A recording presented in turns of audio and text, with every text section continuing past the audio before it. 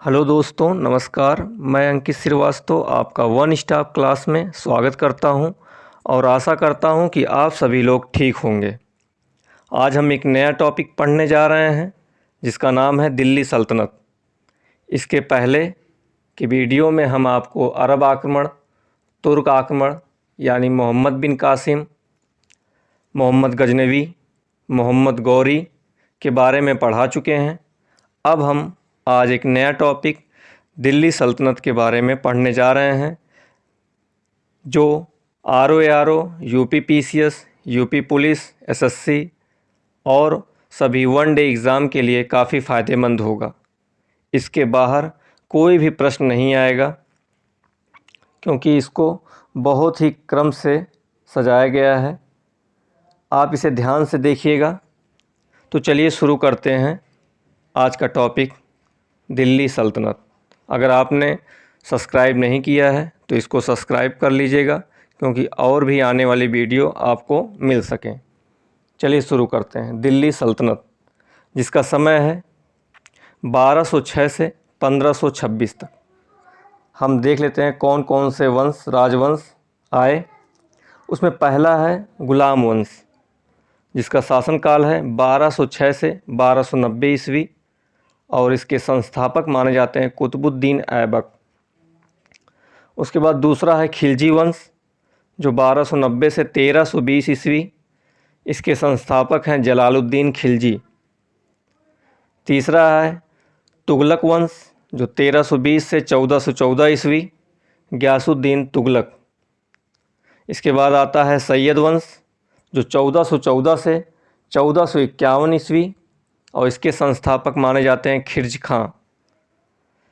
पांचवा है लोदी वंश जो 1451 से 1526 ईस्वी तक रहता है, इसके संस्थापक हैं बहलोल लोदी। कई सारे एग्ज़ाम में क्रम बैठाने को आ जाता है, इसे ध्यान से देखिएगा। इसे एक ट्रिक के माध्यम से आप याद कर सकते हैं कि गुड़ खा के तू सैयद लोदी। इसे याद कर लीजिएगा, गुड़ खा के तू सैयद लोदी। एक क्रम हो जाएगा क्योंकि पेपर में ऐसे ही क्रम लगाने को आता है। और इसके बाद हम आगे चलते हैं। सबसे पहले हम गुलाम वंश के बारे में समझेंगे कि किस तरह गुलाम वंश की स्थापना होती है। गुलाम वंश जिसे मामलूक वंश भी कहते हैं, इसके संस्थापक कुतुबुद्दीन ऐबक माने जाते हैं जिनका समय है 1206 ईस्वी से 1210 ईस्वी। कुतुबुद्दीन ऐबक गौरी का गुलाम था। गौरी जब मध्य एशिया अभियान पे चला जाता है तो कुतुबुद्दीन ऐबक को यहाँ का प्रशासक नियुक्त करके वो मध्य एशिया अभियान पे चला जाता है। गुलाम वंश का संस्थापक कुतुबुद्दीन ऐबक को माना जाता है जिसकी राजधानी थी लाहौर। लाहौर वो इसलिए राजधानी बनाया था क्योंकि गौरी के और दो गुलाम थे और वो कुतुबुद्दीन ऐबक इनसे थोड़ा भयभीत रहता था, इसलिए उसने दिल्ली की बजाय लाहौर को अपनी राजधानी बनाया। ऐबक का अर्थ होता है चंद्रमा का देवता। अब ऐबक को कहाँ से ख़रीदा गया था इसके बारे में हम जान लेते हैं। गुलामों का बाज़ार लगता था जहाँ से नीसापुर ईरान से फ़खरुद्दीन अब्दुल अजीज़ कुकी ने इसको ख़रीदा था और फिर इन्हीं से गौरी ने ऐबक को ख़रीद लिया। यानी पहले गुलाम बाज़ार से फ़खरुद्दीन अब्दुल अजीज़ कुकी ने कुतुबुद्दीन ऐबक को ख़रीदा, उसके बाद गौरी ने फ़खरुद्दीन अब्दुल अजीज़ कुकी से ख़रीद लिया। इनकी उपाधियाँ पढ़ लेते हैं कुतुबुद्दीन ऐबक की। इसको लाख बख्श कहा जाता था, लाखों का दान देता था ये। हातिम ताई उदार हृदय वाला था। कुरान खां, कुरान का सुरीले स्वर में पाठ करने वाला, क्योंकि जब गुलामों के बाज़ार से फ़खरुद्दीन इसको ख़रीदता है तो इसके बाद इसको कुरान पढ़ने को देता है और ये बहुत ही सुरीली आवाज़ में कुरान का पाठ किया करता था। इसकी जो और उपाधियां हैं, पील बख्श, हाथियों का दान करने वाला जिसका अर्थ होता है मलिक व सिपह सलाहकार। इसने अपने आप को मलिक व सिपह सलार की उपाधि दी थी क्योंकि ऐबक कभी भी सुल्तान की उपाधि धारण नहीं किया था। इतनी उपाधियां इसकी पूछी जाती हैं, इसको आप बहुत ध्यान से देखिएगा क्योंकि कुतुबुद्दीन ऐबक के बारे में संपूर्ण जानकारी इस वीडियो में आपको मिल जाएगी। कहीं से और पढ़ने की ज़रूरत आपको नहीं पड़ेगी, ना किसी बुक से ना किसी कोचिंग से। सिर्फ आप इसको एक बार पूरे अच्छी तरीके से इसको पढ़ लीजिए, इसके बाहर आपका कोई भी प्रश्न नहीं बनेगा। ऐबक कभी भी सुल्तान की उपाधि धारण नहीं किया था क्योंकि वह गौरी का गुलाम था। उसने अपने आप को मलिक व सिपह सलार की उपाधि ही दी।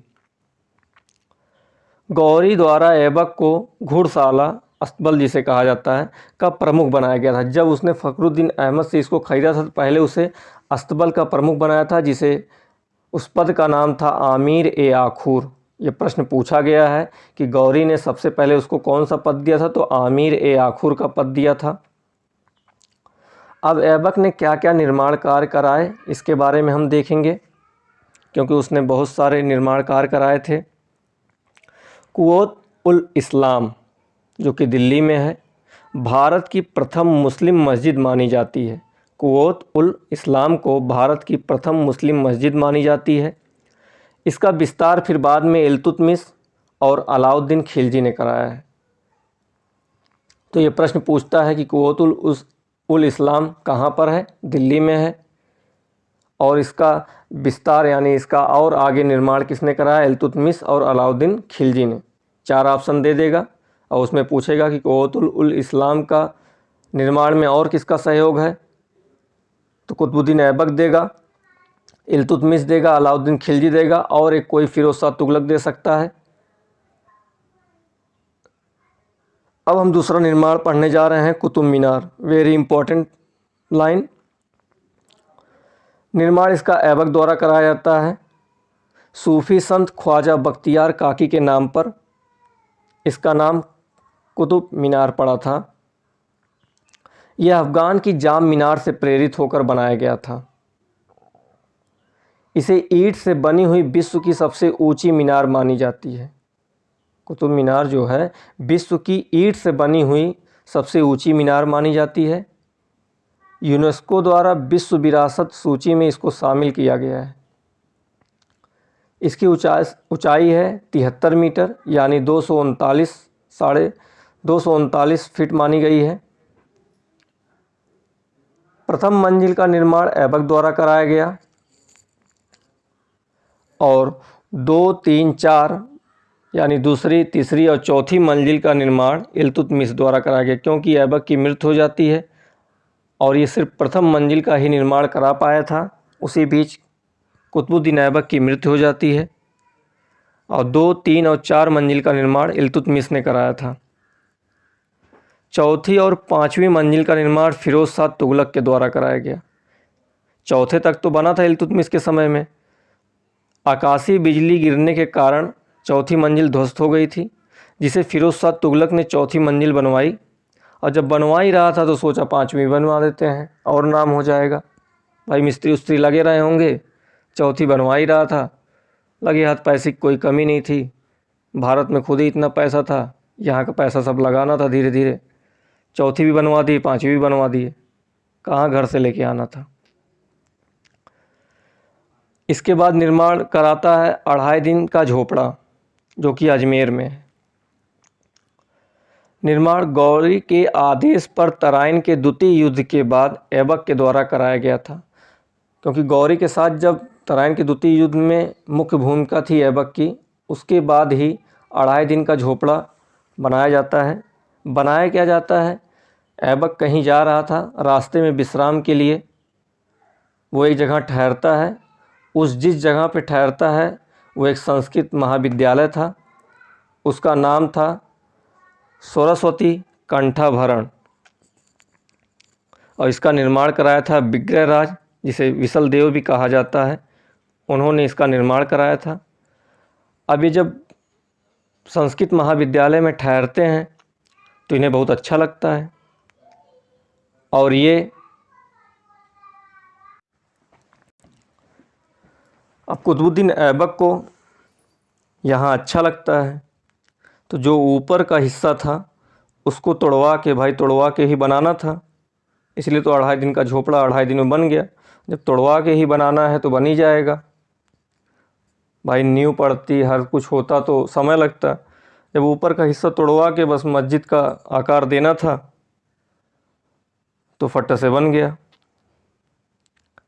यहाँ पर पंजाब साध संत की याद में 2.5 दिन का मेला लगता है। ऐबक की मृत्यु 1210 ईस्वी में चौगान खेलते वक्त घोड़े से गिरकर हो गई थी। ऐबक का उत्तराधिकारी आराम शाह हुआ। जैसा नाम वैसा काम था। आराम शाह नाम था और काम भी आराम वाला करता था। बहुत दिन तक इसका शासन नहीं रह पाया। इल्तुतमिश इसकी हत्या कर देता है और इसके बाद जो नेक्स्ट वीडियो में हम पढ़ेंगे इल्तुतमिश के बारे में, क्योंकि आराम शाह की हत्या करने के बाद दिल्ली का वही शासक बनता है। गुलाम वंश का दूसरा शासक जो रहता है वो इल्तुतमिश बनेगा। तो आपने इसके बारे में पूरा देख लिया। अगर आपको वीडियो अच्छी लगी हो तो इसको शेयर कीजिएगा अपने मित्रों के पास, क्योंकि इसमें कुतुबुद्दीन ऐबक के बारे में सारी जानकारी हमने दे दी है।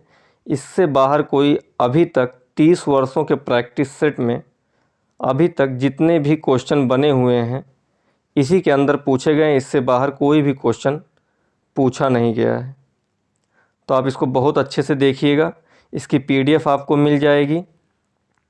इसके जो नोट्स हैं इसकी PDF आपको मिल जाएगी। और इसको सब्सक्राइब करिएगा, क्योंकि इसके बाद की जो वीडियो बने वो आप तक पहुंच पाए। धन्यवाद।